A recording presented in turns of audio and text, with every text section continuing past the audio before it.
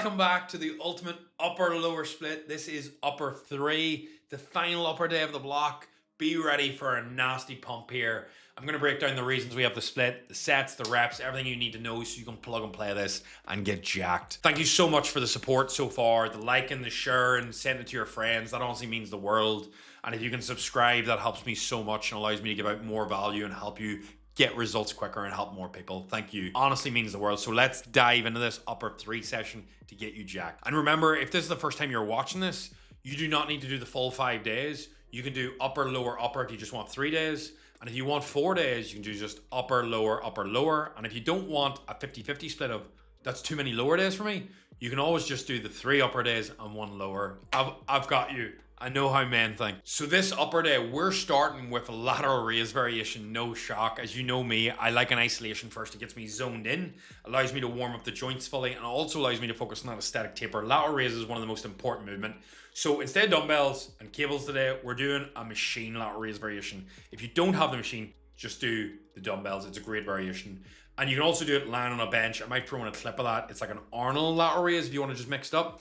But the main thing is not doing the same lateral raise variations throughout the week. We want to spice things up. That's the variety. That's what life's all about. So with the machine, what we really want to do is we want to lean ever so slightly forward. Make sure that the pad does not move as we do a lateral raise. And if you're using dumbbells or the machine, I want you to focus about dragging your hands along the ground, along the wall. You will always get that cue from me. And if you lean slightly forward, this will allow the lateral delt to be on top. And that's how you know it's going to be working. Whereas if you were to lean more forward, we've now got rear. If you're lean more back, it's now front delt. And that's a really good thought process. We want that lateral head to be on top to really work.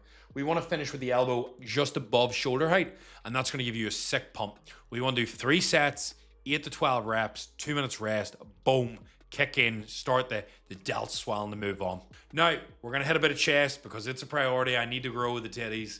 We're doing an incline Smith press. Now, the reason I'm doing a slight incline is because I think most people need to hit their upper chest more. When you set this up, I want to ensure that you set it up in a way that feels comfortable for you. So you want to ensure that it hits your upper chest. That's where the bar should rest. Now, as you control the negative, do not bounce the chest and do not stop short. These are the 2 things you see in a Smith press. People bounce it up, and that's using tendons and ligaments of your shoulder, and that's how people get injuries. The other one is they stop short and they don't get a full range. I used to do this. I used to be like, oh, do you know, my range doesn't really go there. Do you know, it feels off. It's because I was doing it wrong.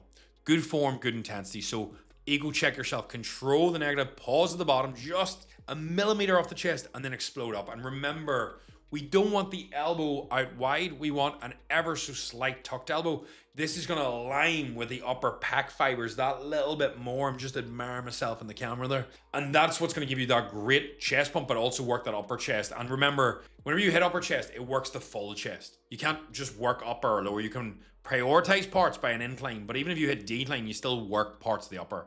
It's just what you emphasize more, just to make you aware. We want 2 sets, 5 to 9 reps, but remember, this is the movement out of the entire split where your shoulder can get jacked up if you don't be smart.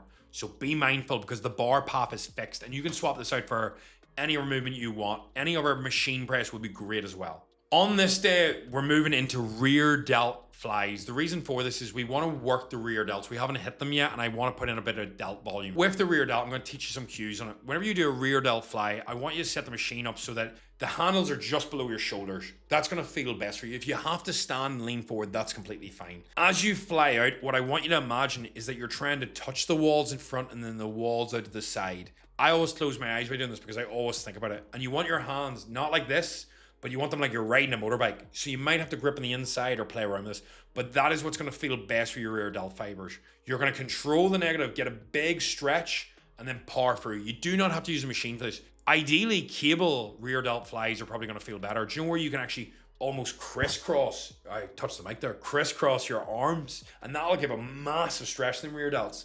And it allows you to actually get a bit more free range of motion. That's what I would recommend. I think probably the GOAT of rear delt movements, if I really do say one, is going to be the cable rear delt fly. I'll put that in here. And trust me, the contraction you will get there will be next level. And if you feel it more in your triceps, a slight bend in the elbows, remember, it doesn't have to be full lockout, a slight bend, but the emphasis on reaching forward. So if I show you that from the side, slight bend, and then reach forward, and that'll give you a great contraction as you do it. Boom. You thought I was going to miss rear delts. I don't miss. I don't miss. Next up, you probably thought as well, was I ever gonna fully shorten the lat? And I am. We are doing a single arm. You can do dumbbell row, I'm doing machine row. I like a chest supported, it just means I'm stable. And what we really wanna focus on here is just like the pull down with the neutral grip. We wanna focus on elbow in front, tight to the body. So I show you from the front here, tight to the body. And then I want you to row it into your back pocket. A lot of people row and they row like this. You row out wide, they row high, and that's okay. But to really contract a lot, I want you to focus on driving your elbow into your back pocket. That is gonna feel phenomenal. Get a big stretch, control it. And if you're doing a dumbbell, you can do a split stance, you can do whatever you want, but as long as you're getting that big stretch, you're driving into the back pocket, you're good.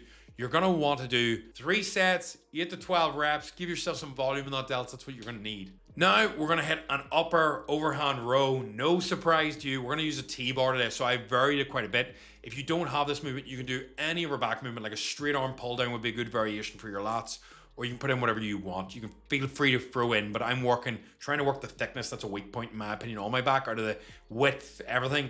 Traps, middle traps probably need a bit more thickness, so that's why I'm doing a bit more overhand rows. So with the T-bar, we want to make sure we got our chest against the pad, shoulders are here, and our elbows are ever so slightly below our shoulders, and you want to drive back, squeezing really, really tight. The whole point here is to really drive them elbows back wide, squeezing the mid traps. That's going to give you a great contraction. And then you just want to make sure you get a full stretch and a full squeeze. Really straightforward movement. 8 to 10 reps, 2 sets, 2 minutes rest. Boom. Right, and we're moving on to the final tricep movement. I just want you to do a push down where your elbows are just ever so slightly in front of you. You can do a rope push down, you can do a V-bar, you can do a camera bar. And the reason is I just want you to work that mid-range. This is where you could also swap this out for dips, close grip bench, but I don't love that because your wrists, or any other tricep movement you want. This is yours, whatever you feel the best. But I honestly love this push down, or cable skull crusher is so good as well. But with this movement, we want to focus on the elbow in the one place throughout. A shoulder width stance, push down, squeeze hard, and then control the negative and make sure you're not resting at the top, okay?